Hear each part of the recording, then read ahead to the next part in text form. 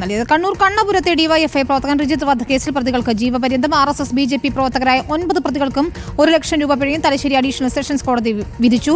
അർജുൻ കല്യാടിന്റെ വിശദാംശങ്ങളുമായി. അർജുൻ, 19 വർഷത്തിന് ശേഷമാണ് ഇപ്പോൾ വിധി പ്രസ്താവം വരുന്നത്. വൈകാരികമായി തന്നെ അമ്മ ഉൾപ്പെടെ പ്രതികരിക്കുന്നതും നമ്മൾ കണ്ടു.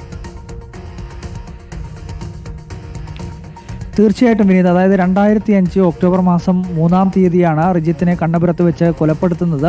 ഈ കേസിൽ പ്രതികളായിട്ടുള്ളത് ആകെ 10 പേരായിരുന്നു. അതിൽ ഒരാൾ വിചാരണ വേളയിൽ മരണപ്പെട്ടിരുന്നു. അങ്ങനെ മറ്റ് 9 പേർക്കാണ് ഇപ്പോൾ കോടതി ശിക്ഷ വിധിച്ചിരിക്കുന്നത്. എല്ലാ പ്രതികൾക്കും ജീവപര്യന്തം തടവാണ് ശിക്ഷ വിധിച്ചിരിക്കുന്നത്. അതിനു പുറമെ പിഴയും ഈ പ്രതികൾക്ക് ചുമത്തിയിട്ടുണ്ട്. എന്തായാലും ഈ കേസിൻ്റെ ഭാഗമായി കുടുംബം ഉൾപ്പെടെ വളരെ വൈകാരികമായാണ് പ്രതികരണം നടത്തിയത്.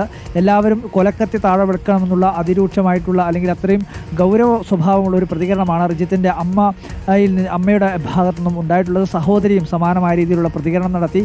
എന്നാൽ ഈ വിധിക്കെതിരെ അപ്പീൽ പോകും എന്നുള്ളതാണ് പ്രതിഭാഗത്തിൻ്റെ ഭാഗമായി BJP നേതാക്കൾ വ്യക്തമാക്കിയിരിക്കുന്നത്.